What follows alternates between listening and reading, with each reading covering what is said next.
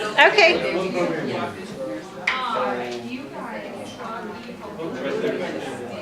Test. Alright, welcome to Live Healthy Team Challenge. We are excited to have you guys here tonight. So let's start off by giving yourselves a big round of applause to committing to healthier lifestyle. Alright, so on behalf of the Y and Kishwaukee Hospital, welcome. I am Courtney. I work here at the hospital and coordinate the program with Sue Muntz, who is the exercise director at the Y. You'll see her there a lot when you go to exercise.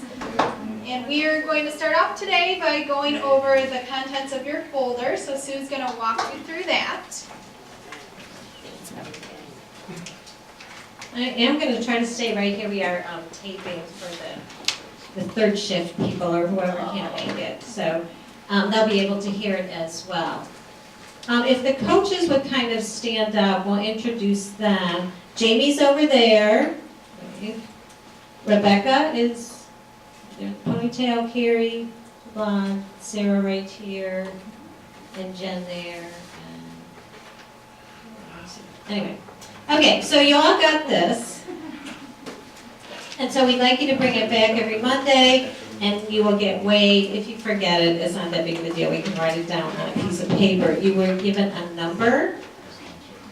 And what I will do on Tuesdays is, after everybody gets their weight, I will post the weights by number. So try not to forget your number. If you forget, we can tell you. But that way you can kind of track and see where you are with the rest of the group. And I can send it to Scott as well, so he can post it over at Johnson Controls.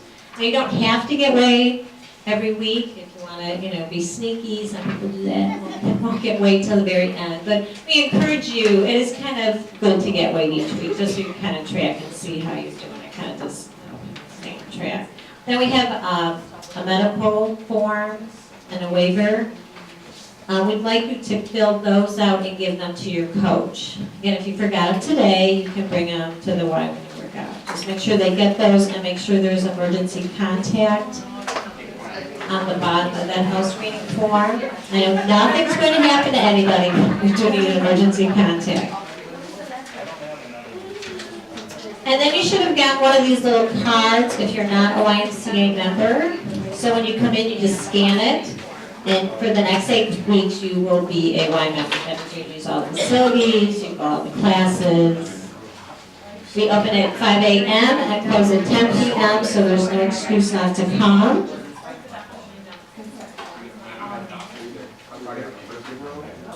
So today's kind of the first day that hopefully, you're thinking about starting a healthier lifestyle, and so that's what we really want to concentrate. However, this is a contest as well, just kind of as a motivation. So I will go over the rules sheet. We basically have 2 different kind of competitions.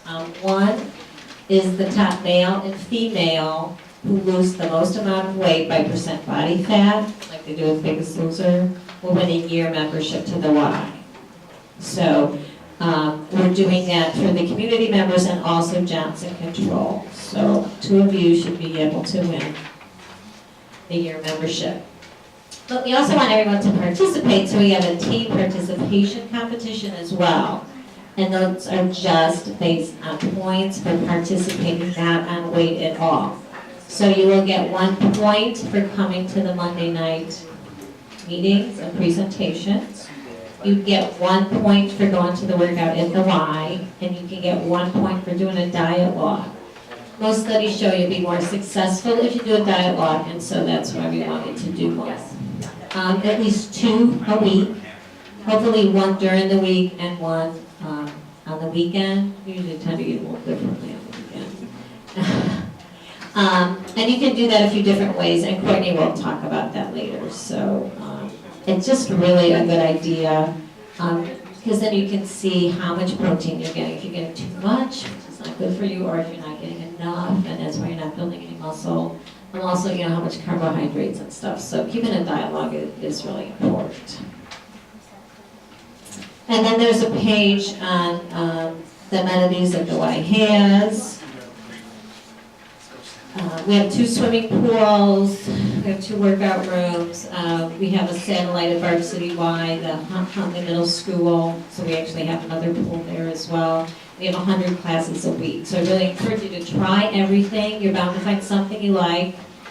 There's millions of different kinds of ways to work out. You don't have to do something you don't like. You know, if you really don't like to swim, don't pick swimming for your thing, or riding a bike hurts your knee or whatever. So try to pick something that you actually like to do besides working out with your team. And hopefully your coach will be doing different things as well, introducing you to different parts of the YMCA. So hopefully you'll find something that you really enjoy. If you miss your workout with your coach, you can make it up at another time. So let's say you're on my team, which is Tuesdays at 4:30. You get out of work late, or you have to pick up your kid from school or something. You can go to the 7:30 time, or go to the Saturday time if you happen to miss during the week. Just let the coach know so they can let your coach know to give you the points, because the points are important. Does that make sense to everyone? So every Monday night you'll meet with these people, and then the workouts are with not only Johnson Control people, but people from the community as well. So your teams will be a little bit bigger probably when you're working out.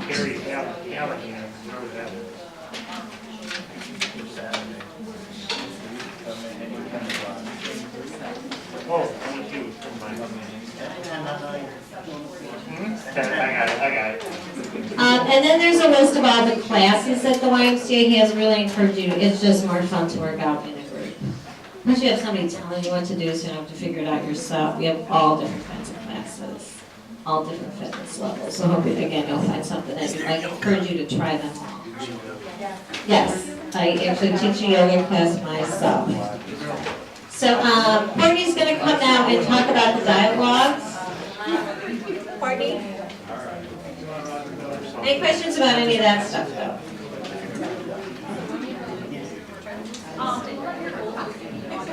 That's right, good to remember there's a camera right there.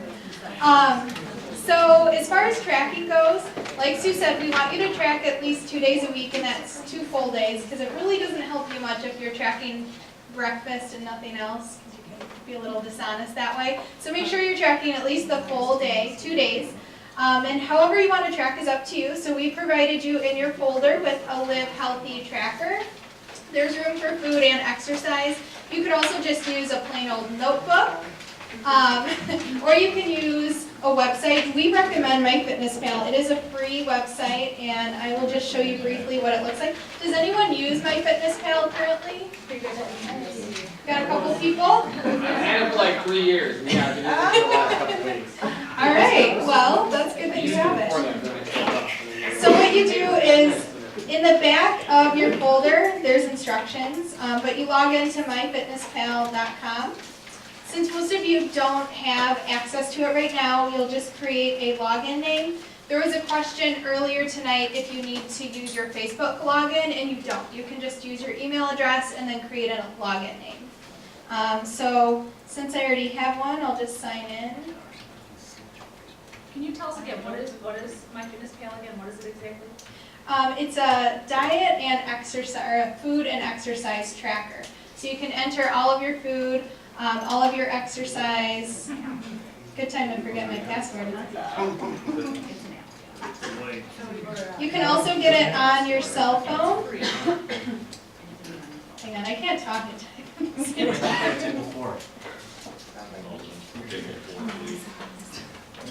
see. Okay. So this is what it looks like. So you can get your food, your exercise, and reports. So if you wanted to see like a weekly report of all of the protein that you consumed or all of the calories, you can pull up that in reports. But the main function for this program is to track your food. So you would log in and then click on food. And then you scroll down by meal to add your food. So I use this as an example with the first group, dried pineapple at breakfast, and it pulls up how many calories it is and all this information as well. So let's do one for lunch. What would you guys like me to add for lunch? Turkey sandwich. Pizza. A turkey sandwich? Ooh, pizza. I'll go with pizza. All right, so you type in pizza under your search. And then it will pull up a ton of different options. So it helps if you're really specific about the food that you type in. So let's say that we had this slice of cheese pizza. Then you'll type in your portion. So, I mean, if you had 3 slices, be honest and type in 3, because that greatly changes the calorie count. And then you would add it to your diary. And it will pull it up. So 456 calories. And it will take it off your total. So see down here, it's got your total calories that you've eaten today, what your goal is, and then how many you have left. So when you sign in, you'll put in your height, your weight, all that information, and it will give you a calorie goal based on that. So not everyone will be the same. You can also do the same thing on your phone. The phone also has an option to scan like a barcode. So if you have a box of granola bars or whatever, you can scan it. So it makes it a little easier. Does anyone have questions off the bat on here? It kind of takes some getting on there and just checking it out.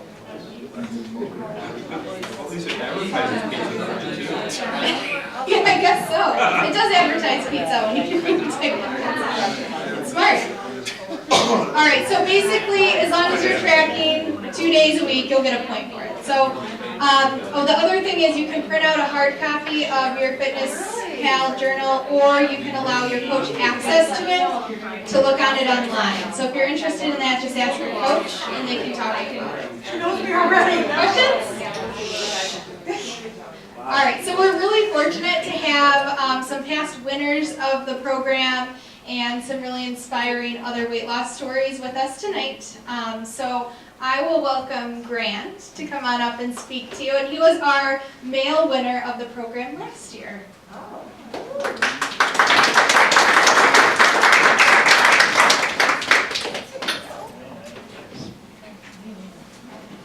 Hi, I'm Grant. I recognize a few of you guys. I guess he did. I worked at Johnson Controls as a temp while in college, or briefly here and there. Anyway, I used to be a bigger guy. I didn't grow up big, but while in college and after college, I ballooned pretty bad. I got up to 344. I started my journey March 2012 at 344, and by May 2013, I was 204.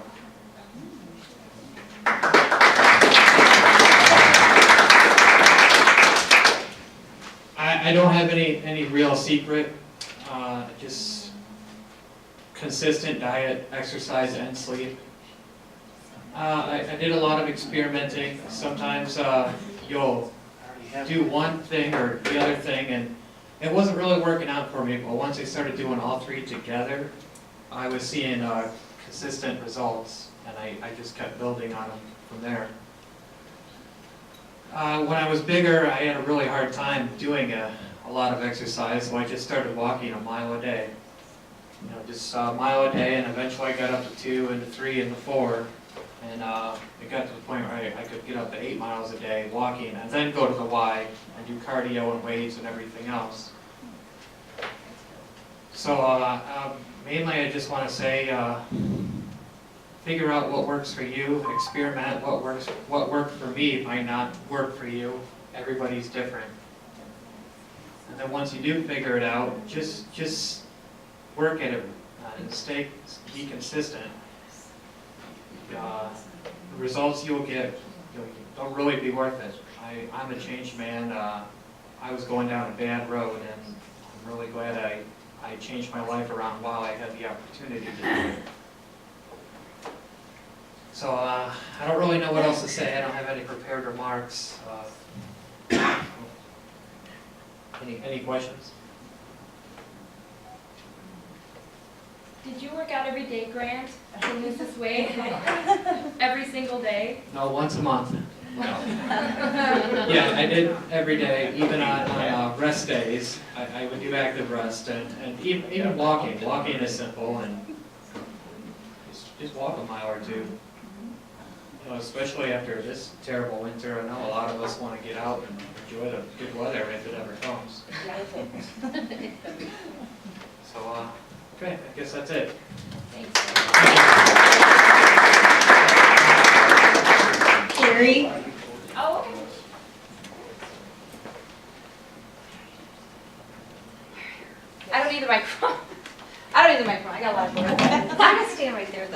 just stand right up here. So for those of you that don't know me, which is pretty much everybody from Johnson Controls, my name is Carrie Hallahan, and I've lived in Sycamore for 8 years. I'm from Janesville, Wisconsin. I grew up very overweight my entire life, and the first time I had to tell this story tonight, I wasn't prepared to say it, but actually the first time anybody ever called me fat was when I was 5. My ballet teacher actually told my mom I needed to lose some weight, and that, I think she was pretty much embarrassed that I was in, all these other kids are so much skinnier than I was. And as the years went on, I didn't really lose any weight or anything like that. The summers would come, and we would run around back, in the 80s. We didn't have all the video games and things, and then the school year would come around again. The only activity I got was gym class. And middle school was tough. I started getting, not really bullied, but picked on for my weight. I couldn't fit into all the Guess jeans and the Esprit jeans that the girls were wearing, and Target and Walmart didn't really have the fashion they do now, so it was tough being a teenager during that time. High school got even worse. We had off-campus lunch, so fast food was my best friend. I worked full-time, and I spent my money on food. I woke up in the morning, ate sugary cereals. During the day, it was either Wendy's or McDonald's or Taco Bell. After school, I worked at Target, so I ate in the Food Avenue every night, or I'd have to eat my own pizza and eat the whole thing when I got home from work. And right after high school, it was probably about my heaviest, about 200 pounds, and I got really sick. My gallbladder was diseased, and it was that time where I started to notice other people my age getting sick. Doctors were starting to see a trend now in what we're now experiencing with childhood obesity and how it's getting worse. So I call myself kind of a survivor of childhood obesity, because it was that point where I had my gallbladder out, lost a little bit of weight because I couldn't eat the greasy food anymore, and then I was getting kidney stones, and I was in the hospital. If any of you have had one of those, so yeah, those are terrible. So then as I creeped up into my 20s, I started fad dieting. I wanted to lose weight. I wanted to look good. Heck, my 21st birthday was coming, and the bar scene was ahead of me. So I do some fad diets. I do the Atkins diet. I starved myself, take carbs away from me. I did cleansing, lose a little bit of weight, and then gain back more the next time. I turned 21, my weight ballooned up again. I started drinking. I worked a shift where we got out at 9 o'clock at night.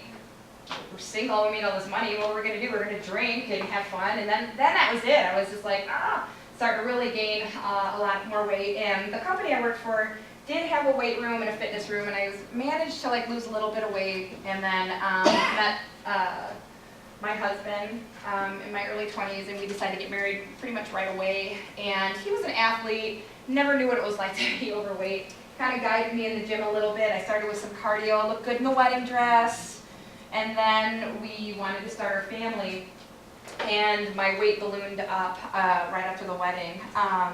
I lost a couple pregnancies at the beginning, and then when I finally got pregnant with my son in 2004, I had him, and I was at my heaviest. I was about 200. The last time I remember ever being weighed, I don't even know the day he was born. I was hoping he weighed 60 pounds when he was born, because I was so huge. I was over 234, and not so much just body fat too and baby, but the water and the unhealthiness that comes with it, with that. And everybody's like, well, you were pregnant. Pregnancy aside or whatever, you do not need to gain 100 pounds, during that time. I gave birth to him, and it was not very much weight loss after that. I got pregnant again a year later, and that was it. After I had my second son and the complications during the pregnancies, I had to be in 2 weddings. And I ordered the dresses really, really big, knowing that I would have a baby, and I couldn't get them zipped up. And we were talking a couple weeks from a wedding, and that was my turning point. I was just like, I'm so sick of going up and down, up and down, up and down. Where's the give and take in this? I decided from there on out, I joined a gym. We had just moved here to Sycamore, and I started working out cardio first. Weight was coming off, got the dress zipped up. And then I decided the fall of 2006, that was it. I was going to start weightlifting and opened a book called Body for Life. And I followed the eating, which did not seem like a diet. This guy was giving me permission to eat 5 or 7 times a day, which is good. Yeah, and I went down to a size 6 after the 12 weeks of it. It was not grueling workouts or anything like that. Weightlifting, cardio, eating right, it was the food. That's the biggest portion of it, literally. And after that, come that next year, I got my personal training license and I started training, and I just wanted to touch other lives and show people that they could get there and just feel good about themselves. And then I did get pregnant with my 3rd child, but it was a pregnancy that was actually healthy and perfect, and I worked out during it, and I had her here at this hospital. And then the year following, I was working out one night, and I felt my leg fill up with fluid. Didn't really know what it was. This was 2010. Went home, kind of rested it for a couple days, and then I knew something was wrong. I started turning purple, and it doubled in size. And I came here to Kish, and I had a blood clot. It was so bad that it scared every single doctor here. They didn't know what was going on. Never seen a young person like me have such a bad blood clot. It went from my groin to my knee because my abdominal vein collapsed. I have May-Thurner syndrome, and it's where your abdominal vein and artery touch. Yours don't. Mine did all my life, and my vein probably just gave out and collapsed. They weren't going to do any surgery. They were just going to put me on anticoagulants and put me on the medical floor and let my leg kind of simmer down a little bit. They said I'd never work out again. I'd always had trouble walking, even to go shopping. My leg would swell up. And then my doctor, Dr. Shaw, he's like, no, you're young. There's something wrong here. We're going to do some surgery. So they, the intervention lab here decided to do a surgery on me that they should have flown me to May-Thurner or to Mayo Clinic for, but I put my faith in God and Kishwaukee, and they did 3 surgeries to the back of my leg. Every single day I was in surgery. It was a procedure that like rotor-rooted the vein so that the blood clot would be removed, and my leg went down to normal size, but they told me that it was very unlikely that I was going to make it through it at all. I had a 1-year-old, a 3-year-old, and a 5-year-old, and a very scared husband. I mean, why does that stuff happen? Well, health issues come up, and if it wasn't for the fact that my blood and my heart were working so good every single day, the doctors still don't know how the rest of my body got the blood flow it needed. So I'm actually really glad that I lost the weight because I had a healthy pregnancy. I made it through something terrible, and to this day, maybe my knee clicks a little bit here and there in my shoulder, but my blood lab numbers are excellent. I feel good. I sleep, like Grant's saying, I sleep every night. I eat good throughout the day, and I exercise regularly. If you see me at the YMCA regularly, let's talk about that right now. I mean, I teach a lot of exercise classes now, but I do make it a part of my life even when I'm not at the YMCA, and I don't want my daughter or anybody to ever have to hear, especially at age 5, which is my daughter's age right now, that you're fat, you know, and that's hard because that did motivate me during my life to lose weight. It made me more sad. It made me want more food. So those kind of words kind of stick with you throughout your life. I don't think you ever really get over that. But I just want, you know, now that I'm a trainer and stuff, I never thought I'd be here talking to you about this tonight. So just continue on, start small steps, one at a time. That's all I did. And that's like what Grant's saying. Maybe today it's a mile, maybe tomorrow it's 2 miles, and maybe today it's just giving up one thing that you know is in the way of your goals. So if you guys have any questions or need anything, I'm here. I've been through everything. So thanks for having me here, and I look forward to working with you guys.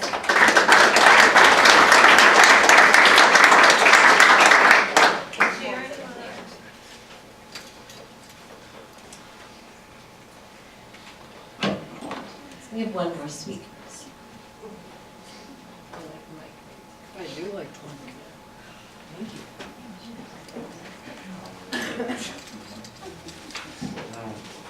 Hi everybody, my name is I didn't win any contest.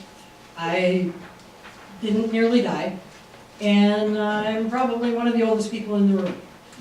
So I just sort of, represent the geriatric set here. About 5 years ago, about 6 years ago, I decided that I needed to change my life. I weighed about 70 pounds more than I do now, and I spent most of my time sitting on the couch watching TV. And I would like to say that there was some big altruistic purpose for me deciding to lose weight, that I wanted to do it for my family, or I wanted to do it for this or for that, but really I just wanted to do it so that I could get up out of a chair without double pumping, and so that I could walk a little ways without being out of breath, so that I could just live my life. And I started out by going to my physician to be sure, because I was worried about my health I in general. double pump when I get up for it. And after some testing, he decided that it was okay. And as I was going through that process, I also tried to figure out why it was that I hadn't been successful at any of the other times that I had tried to lose weight. And I'm not going to share the details with you, but there was a moment when I knew. And once I knew what that was, it was, well, I will share it with you. When I was young, when I was 11, my dad died. And he had a heart attack. He had a heart condition my whole life, and he got up and he walked across the living room, and he was out of breath, and he died. And I was quite certain that if I got up and exerted myself and got winded, that I was really, really at risk. And once I understood that about myself, I decided that I needed to look for a different kind of trainer to begin with. Nowadays, Carrie kicks my butt regularly, but 5 or 6 years ago, that I wasn't ready for that. And so I went someplace that had more of a medical tone to it than a gym. And that began the process that changed my life. And when I pulled up to that place, I had to park. They had a row of parking places pretty close to the door, and they all had handicap signs on them. And I couldn't park there. So I had to park a little bit farther away.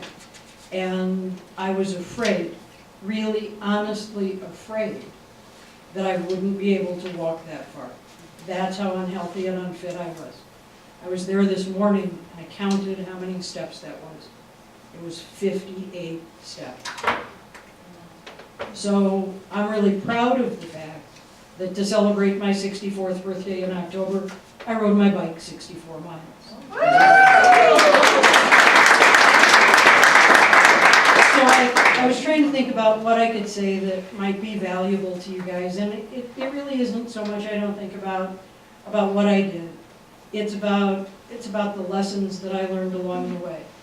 One of those is that every time you move, it's exercise. And there's a whole world of things out there that you can do. I like shoveling snow. Not as much as I did 4 months ago, but I like shoveling snow. And so, okay, I will. My house.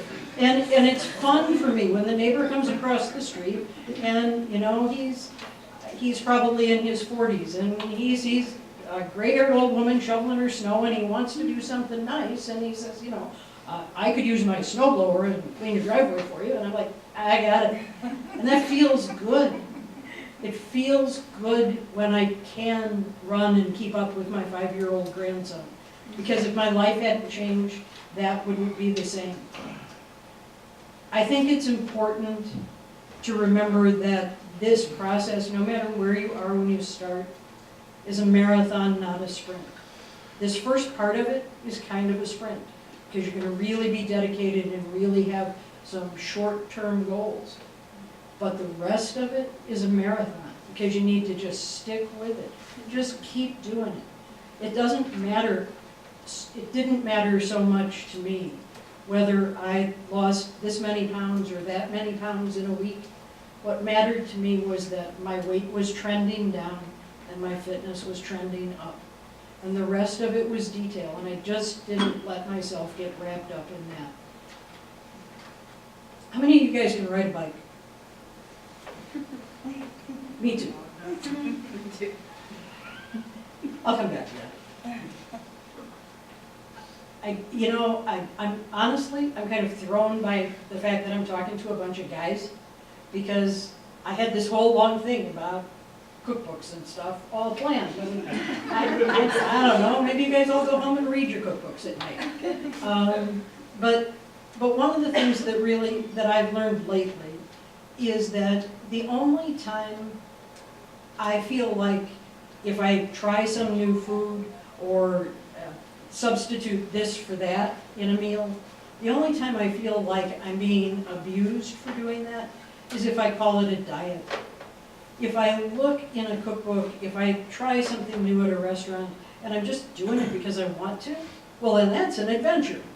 But if I do it because I need to not be eating so much of this anymore, then it's like a punishment. And so I'm kind of startled by how much of the failure that I experienced happened entirely inside my own head. And so I would encourage you to try and avoid that. I'm going to tell you another fact about me.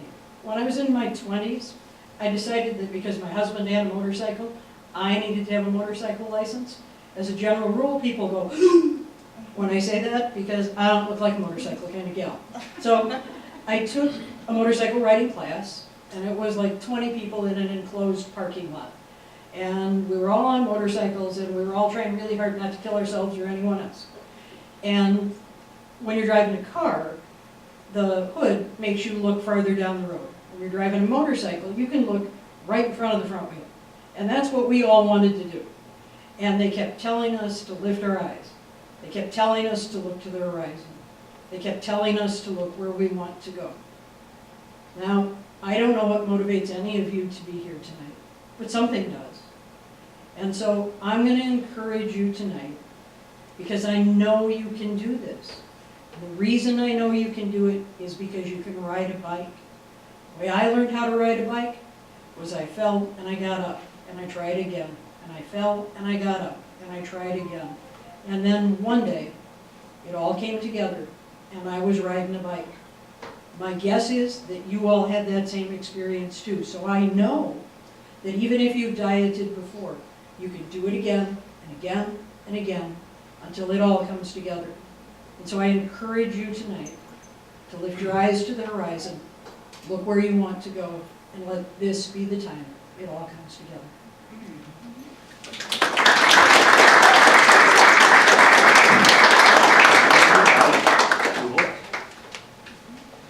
I never got a motorcycle license. You just busted my dream. Are there any questions? Y'all got it? Group workout start this week, so Yeah, and when you come to the Y for your team workout, go to the front desk and we'll all meet there. If you happen to be running a little late, I would told the coaches to tell the women at the front desk where you're going. So, like you're going to the circuit training room, or the gym, or the spin room, and they'll leave a little note there. So if you run in, you can ask them, and they'll say, "Oh, the group's already gone up to the gym or wherever." Yes, ma'am. Can you just announce for anybody that has Saturday classes about this weekend?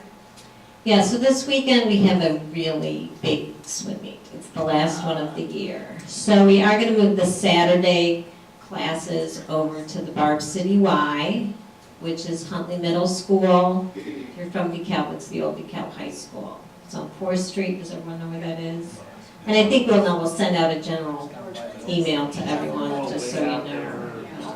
There's just no place to park. It's a nightmare. So, generally, and if you want to come out and work out at the Y this weekend, that's fine, but just be aware that the parking is bad. The workout room, kids can't go in there, but the parking is kind of an issue, but it's the last one, it's the only time it happens, so. And we have some prizes. yeah, 2 pedometers to raffle off.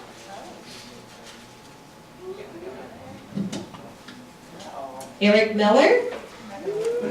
I'm never going to use this. What? Do you want us to draw someone else? Knock yourselves out.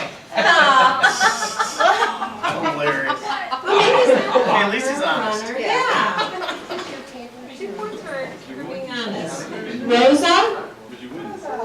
Clark?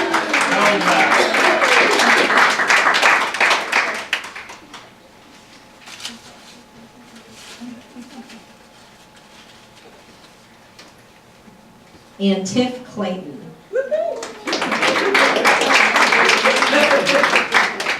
Only for now.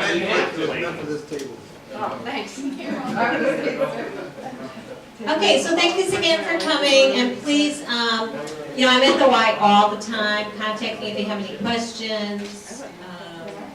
My email and phone numbers on the website. So. Okay, thanks for coming. You're free to go.